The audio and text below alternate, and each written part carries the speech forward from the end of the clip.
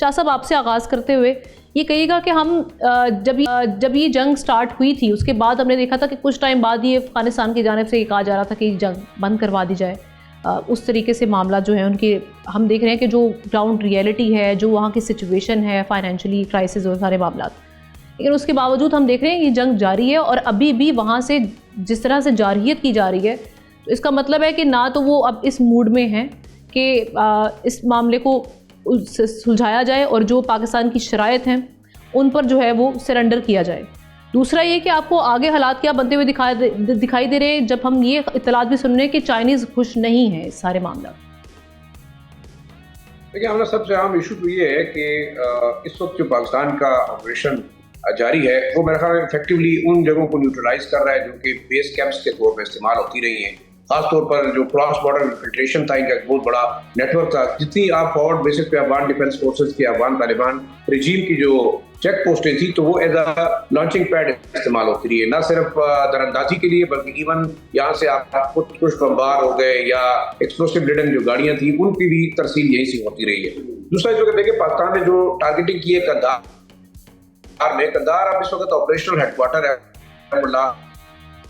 ہیبت اللہ کا, اور زیادہ تر فورس ایون کابل سے موو کر دیے ٹورڈ قندھار, اور اس کی ایک بڑی وجہ سیفٹی اور سیکیورٹی کی بھی ہے کیونکہ کابل کے اندر ورنیبلٹی زیادہ تھی. کل جو پاکستان کے خلاف باجوڑ میں اٹیک ہوا تھا سالانہ تحصیل میں, اس کا رسپانس پاکستان نے اتنا افیکٹولی دیا ہے کہ بارڈر کے اس پار جو 3 لانچنگ پیڈ تھے جہاں پاکستان کے خلاف موٹر شیل جو گولے فائر کیے گئے تھے اس کو نیوٹرلائز کیا گیا ہے اور مکمل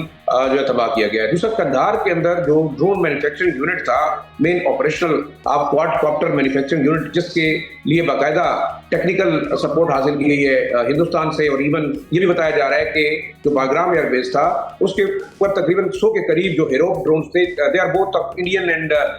اسرائیلی ٹیکنالوجی. تو یہ ایک بڑا خطرناک تھریٹ ہے جو کہ شاید پاکستان کے بڑا افیکٹو اس کو دیکھنا ہوگا. لیکن ابھی دیکھیں ہم نے کبھی اس کو رسپانس تھرو ملیٹریلی نہیں کیا بلکہ ہم اس کو اپنے ٹیکنیکل اور جو الیکٹرانک وارفیئر ہے اس کے تھرو ان چیزوں کو نیوٹرلائز کر رہے ہیں. یہ اتنا بڑا خطرہ نہیں ہو سکتا لیکن آبادی جو ہے اس کے لیے خطرہ ضرور ہے. اب آپ دیکھیں بارڈر کے قریب 180 سے زائد ایسی سیکیورٹی چیک پوائنٹس تھے,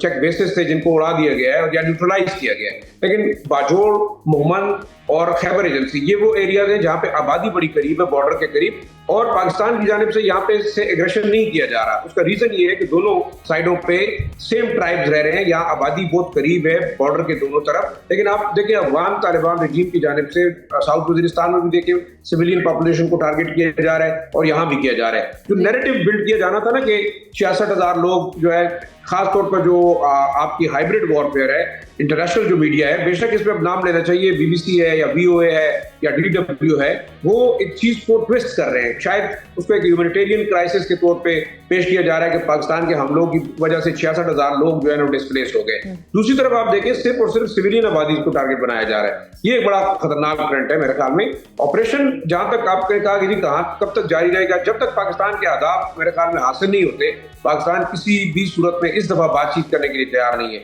اور جس طریقے سے پرائم منسٹر ہیں, صدر ہیں, ہماری آرم فورسز کی جانب سے ایک نیریٹو دیا جا رہا ہے وہ بڑا کلیئر ہے کہ یا تو آپ Taliban, Afghan Taliban regime T T P B L A میں سے یا پاکستان کی چوائس کرے یا پھر ان دہشت گرد گروپوں کی کرے. میرے خیال میں افیکٹولی اب ریجنل ممالک ہیں ان کا ایک بڑا رول ہے. چائنا کا آپ نے ذکر کیا, چائنا نے خود